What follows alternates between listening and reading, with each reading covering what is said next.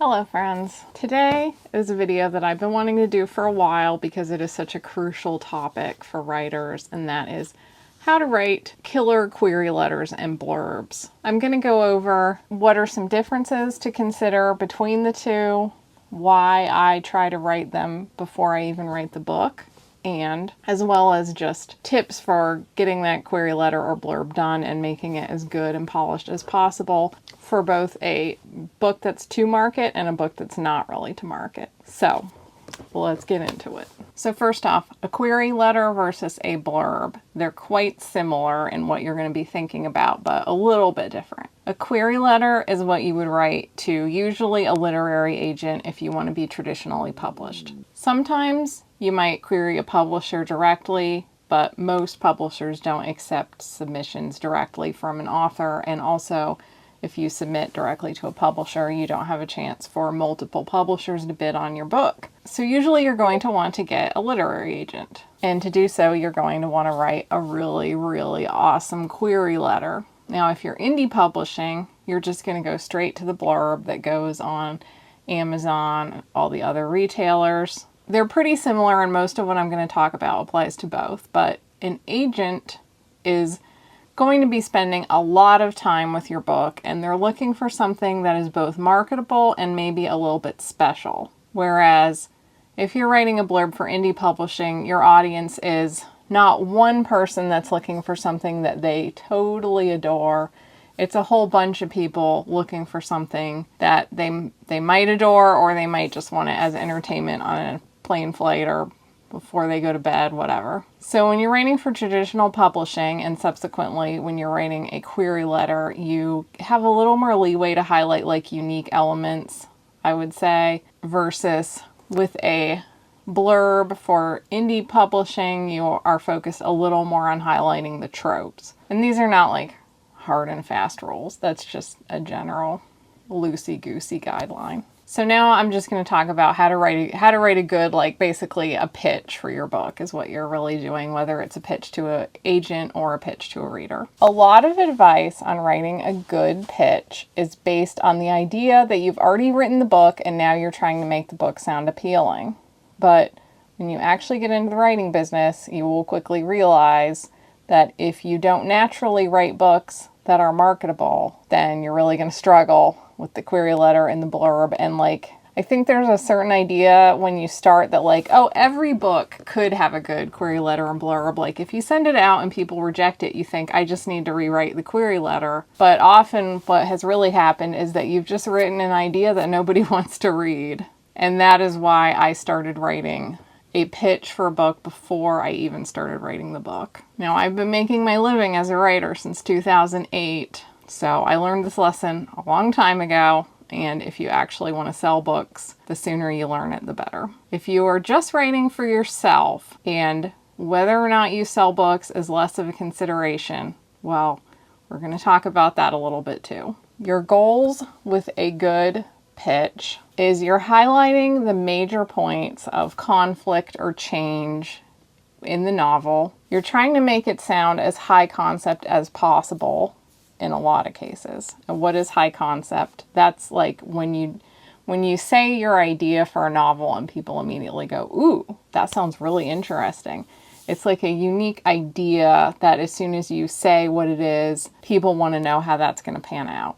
High concept is something that it usually is kind of easy to sell, but does not necessarily always make for the best books, but we won't get into the whole high concept thing. Anyway, you're trying to find aspects of your book that make people go, ooh, I want to read that. And then especially in indie publishing, you also want to highlight what the particular hooks or tropes might be for your specific audience. So you're really trying to find out the core of the novel. In every query or blurb I've ever written, it always starts out too long and I end up paring it down as much as possible to like tighten it up, get to the core of the idea. So how it goes for me is first I come up with like one sentence that is the core of the idea. And then I write like maybe a 3-paragraph actual pitch. And then I usually sleep on it and I go back and I pare down that pitch as much as possible. Sometimes I ask my friends, my other writer friends, Like, does this look good? What could I trim? They always find stuff that I'm like, oh yeah, you're right. That's not necessary. So if you have a story in mind or you've written a book, what is the core idea of that book that you can describe in one sentence? If your book doesn't have like a core idea that you could describe in one sentence, then often there's an underlying problem there, that the book doesn't have a focus, or it's just something about the plot structure is inherently not quite working if you can't get down to one core idea. I'm not necessarily, I don't like to stick to firm rules, so I'm not going to say that is always true, but it is often true. I also go and read a bunch of blurbs or query letters before I write anything, especially if I'm in kind of a new genre and I'm trying to get a feel for like, what do people want? What is, like, I like to remind myself what a good blurb reads like. So I'll look at like other popular books in the genre and I'll read a bunch of their blurbs, like read 20 blurbs real fast and then sit down and write mine, because it kind of just like gets it in my head. This is what a good blurb sounds like. This is like the rhythm of it.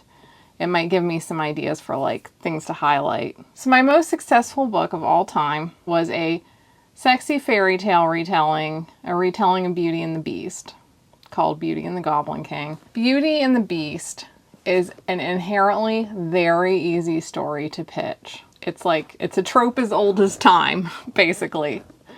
So you've got like a good core story, and you also have like inherent romance tropes in there, and you're usually writing Beauty and the Beast as a romance, so it's very easy to sell Beauty and the Beast no matter what direction you've decided to take it. And if you are writing in some popular tropey market where you've been reading the books, you know what is saleable, you're going to find that writing a blurb is fairly easy. I mean, it's normal for me to still spend a couple hours just writing like those 3 paragraphs. But nevertheless, that core idea is usually both obvious and saleable. But what if you did not write an idea that is quite super marketable as Beauty and the Beast? That's what I'm going to walk you through to show you how I would write a good query letter or blurb, because I just finished The Potion Dealers, which is a novel based in the fantasy world I've been writing about since I was a kid.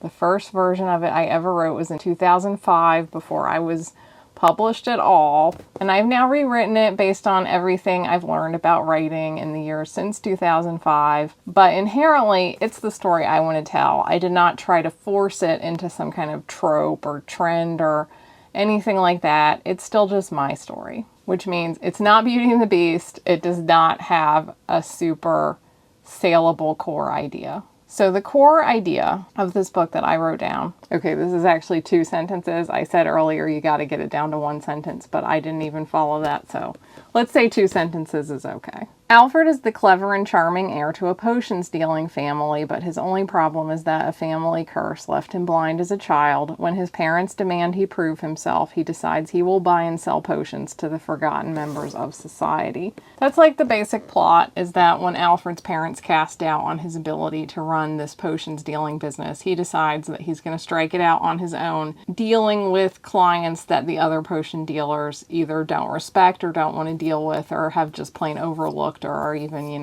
like racist or sexist or speciest or whatever too. So here's the problem with this idea. Is anyone looking for this story? I would say no one is. Not like Beauty and the Beast, which people are always looking for a lot of the tropes of Beauty and the Beast, including just Beauty and the Beast retellings in and of themselves, but also like romance with a monster, romance with a mysterious man in a castle, kind of forced proximity, arranged marriage kind of tropes. There's a lot in Beauty and the Beast that people are just inherently looking for all the time. The potion dealers, there's really nothing in here, particularly that like a lot of people are always looking up like a list on Goodreads. Are there any books about potion dealers or, no.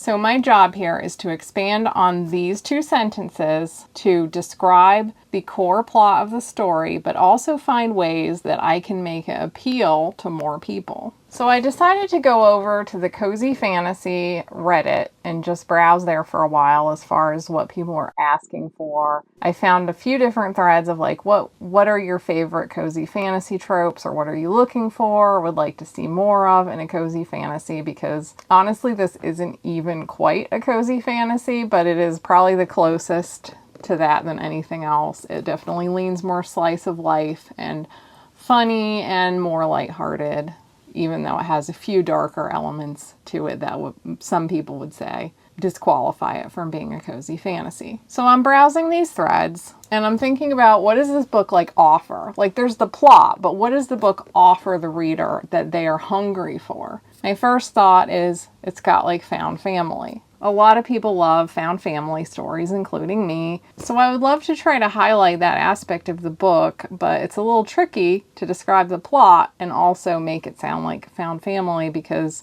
this is only the first book and the family has barely kind of found each other by the end. Like, it's, the first book is a little more of a romance, and then the deeper it gets, the more it starts to feel found family-ish, because the whole team has assembled and is working together. Then I saw that a lot of people mentioning like kind of academia type topics, characters that are really nerdy about something, archivists, librarians, the kind of audience that reads the Emily Wilde series, for example, where you've got like 2 quirky people, kind of a romance, and then you've got like a lot of this lore about fairies and like academia, people being nerdy. So that was where I was like, okay, there's something I could highlight a little bit, because Alfred is very nerdy about the history of magic and potion making. He's not a potion maker. He's not the person who creates the magic.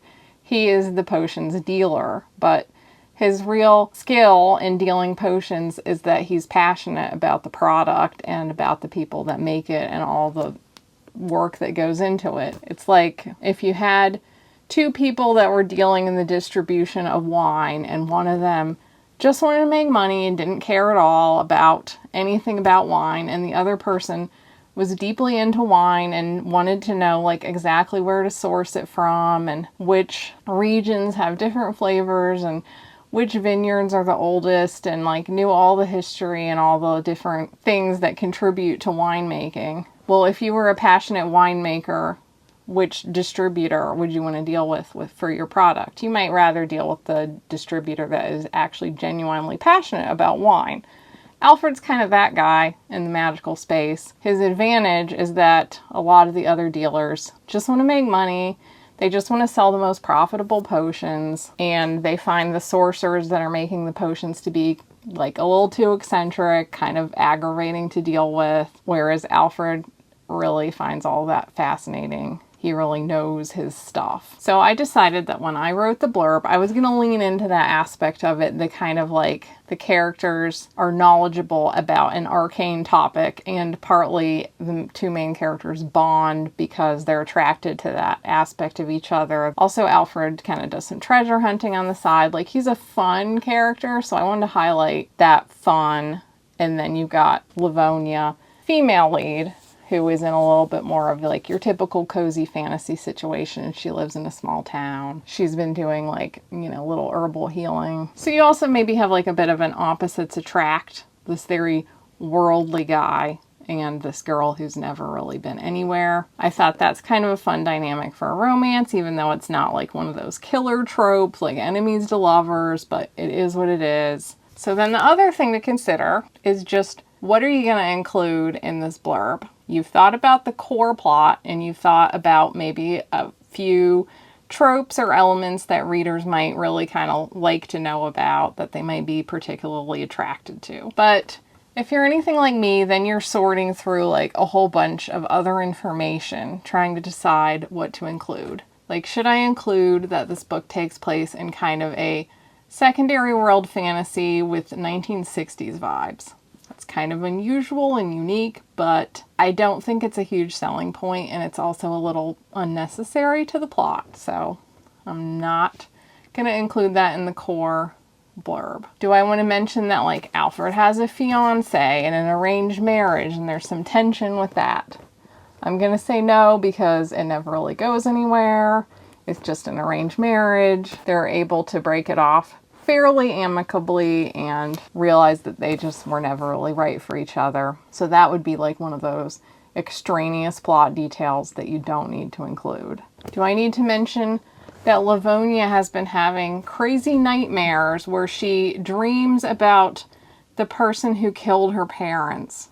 This ends up having a bearing on the plot, but it's kind of extraneous to the core of the plot, so we're not going to mention it. I could go on, but when you're sitting down, you really want to stick to that core sentence or two that you first laid out, as well as things that really contribute to attracting the reader. You're trying to woo your reader, so you're not going to include anything that is not the most tasty morsels that you can offer them. So with that said, I sat down. I spent about 3 hours writing a blurb. If you watched my last video about finishing the book and you clicked on any of the retailers to pre-order it or just look at it in general, that is the blurb that you saw. But I also slept on this blurb and I tweaked it further. So I wanted to show you this to show you like how you can just keep paring down a blurb until it's like as polished and tight as possible. Because this first blurb, the one that some of you saw, was a blurb that I already spent 3 hours writing, paring down, trimming, like kind of as I was going. I write a sentence and then go, wait, no, okay, we're gonna tweak that a little bit. Okay, now we're gonna cut that word.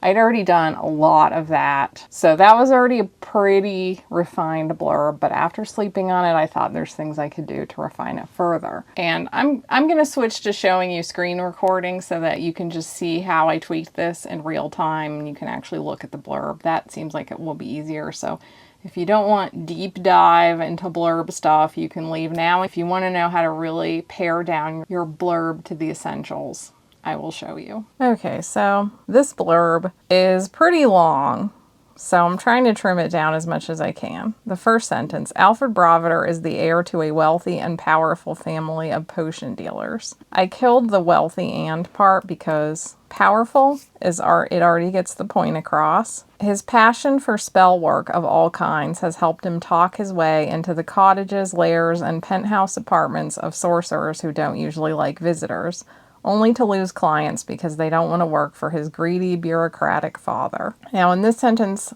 I tried to get across, like, Alfred's travels are going to take him to all kinds of different sorcerers, all kinds of different places, and also hint at the semi-modern time frame of this book. There are a lot of sorcerers who still live in a very old world manner in cottages and lairs, but there are also some who now live in penthouse apartments. And then, of course, to set up some tension between him and his father, who is just a businessy dude who does not really care about the magic. But I could trim it down a little and get it across a little tighter, so I killed spell work of all kinds and switched it for magical history. And then here I just trimmed this, who usually shun visitors. And I see there was a typo there, which somebody mentioned to me, so we'll fix that. But Alfred's position has always been in doubt since he was blinded as a baby by an unfortunate curse. I decided to just swap that for as an infant. I don't know, it's just me being particular. I don't like the love interest guy being described as a baby. I don't know, it feels like infant is a little sexier. It's really hard to describe someone as a baby and make it sound sexy, but I don't know. Then his father isn't sure Alfred can handle running the business when he's gone, but no matter, he's finally found the key to a cure, the daughter of the sorceress who cast the curse. My problem with this sentence is it feels a little like awkward pronoun placement, like the he's gone, he's finally found the key to a cure. I feel like since Alfred was mentioned, I just don't like the structure of the sentence, so I changed this to no matter, Alfred's father has finally found the cure, the daughter of the sorceress who cast the curse. Now, you tell me Is it clear that she's the only one who can cure the curse because she's the bloodline? Or do I need to mention that? Because I did put in a line, but I'm kind of like, I don't know, do I need that? I feel like it's self-explanatory with magic, but I'm not sure if I'm correct on that or not. For now, I'm going to leave it be. Livonia or Leston has never left her tiny village to the far north, never seen a city, never had an adventure. I left that alone. I like the flow of that sentence. Her uncle always warned her to stay put. After all, her parents had adventures and got themselves killed, but now adventure has appeared at her door. I left that alone, although now I feel like I probably could tighten it, but I'm not going to get bogged down. Compared to the local farm boys, Alfred is worldly and clever with stories of treasure hunting and a rare collection of spell books in Braille. Turns out nothing gets Livonia's heart fluttering like a man with a secret archive. I tried to describe, I think it's kind of cool that Alfred has collected these rare spell books that were from blinded sorcerers, but it's getting a little deep into it, so I switched this to with a man with a magical archive, and then I killed all that. I also just killed that Alfred is worldly and clever because I think you kind of get the vibe already, I think. So I just trimmed it down to Alfred has tales of travels and treasure hunting. Livonia is into the magical archive. She also wonders why he wants the curse lifted when he's been blind all his life. I did add a little here. I added and seems so confident because I wasn't sure if it was clear to a reader why he wouldn't want the curse lifted. Like, I don't know how much people would figure that someone who'd been blind all their life would want a curse lifted, so I felt like maybe I should explain like he's doing fine without it. I don't know if I need that or not. He's feeling increasingly insulted that his parents are so fixated on curing him. I got rid of increasingly and just, well, feeling increasingly and just he's insulted. He knows what they really care about, adhering to the status quo. Livonia barely knows what a status quo is, and she wonders, does he need to work for his father at all? I do like this line, but I feel like it was a little too wordy, so I changed it to preserving their image and then killing this line and just changed it to Livonia wonders, does he need to work for his father at all? How many potion makers and customers get overlooked by the powerful families? I just cut this line entirely because I don't think it's really necessary. And I try to just stay focused on their dynamic, which is that they are really hitting it off. She's attracted to his treasure hunting and travel and his archives and all that. And he's attracted to the fact that she does not care about preserving image or what the rules of society are. Alfred has never met anyone who barely knows what the rules should be and questions them so freely, but with a girl like this at his side, he might be willing to break them and deal with the misfits, outsiders, and eccentrics of the magical world. I changed girl to woman because she is an adult. And then I added here to build his own potion dealing empire. That basically completes like getting across the core idea. And then you often have kind of, especially with indie publishing, because readers really like to know, like, you know, what am I getting into here? They don't mind you just telling them. So I usually have kind of a thing here that can tell you that it's cozy adjacent. It's got slice of life. It has romance. I ended up killing the fact that it has a touch of spice because it's like such a tiny touch of spice that I'm just not even going to mention it. I feel like just mentioning any spice implies tropiness, and it's just not a very tropey book, so I'm wary of saying that it has any spice. I don't think it's necessary because, again, it's not a lot, and you can skip it quite easily if you don't like that. And then the last sentence, I'm very iffy on. This series stands entirely alone, but is part of my Hidden Land series, a magical world dealing with modernization. Think Avatar: The Last Airbender, Legend of Korra, and has some 1960s vibes. I left it in because the cover has a little bit of 1960s vibes, so I kind of wanted to explain it, and I mentioned Avatar because it's the story I think of that has that same, like how they get into the 1920s by The Legend of Korra. That's very similar to what I have going on, but it's kind of an unusual way to present a secondary world fantasy. Like, we have Victorian fantasy, but for some reason when you get into the 20th century, people are very confused. So I have that there. I'm not sure about it. I still might very well make some tweaks to this query, but I will say that it started out as 381 words and it is now 321 words. So just doing this, I cut off a pretty good, like, it's tighter now. So whenever I write a query, I just try to keep going in there and just tightening it up and getting down to those core ideas and the most appealing bits and just making it as easy to read and get into and get to that click to buy as possible. Okay, so that was that. Would you guys like to see a critique video specifically for query letters and blurbs like the ones I've done with the first pages? Let me know in the comments if you would be interested in a video like that. I don't know how many of you have a query or blurb to send me, so like let me know if there's enough of you to do one. And if you want to make sure that if I do one and you're on like the list to be involved, make sure to sign up for my Substack or my Patreon. They both have a free tier and I put out calls on the free tier, although paid members get priority. And if you would like to read The Boscia Dealers, it comes out in about a month. I'm very excited. You can find all the links for pre-order in my description. It's not on every retailer yet because some of them don't allow pre-orders, but yeah, it will be everywhere. And thank you so much for watching. My name is Lydia Foxglove. If you're new here, I have been making my living for the most part as a writer since 2009, and I talk about the creative life in general and the writing life in particular, both like the more craft and technical side of it as well as financial and just mental, emotional, creative life. I'd love to have you here, and make sure to like and subscribe if you haven't already. And thank you so much for watching, and I will see you guys next time. Bye! Trope as old as time on Amazon Prime. Beauty and the Beast.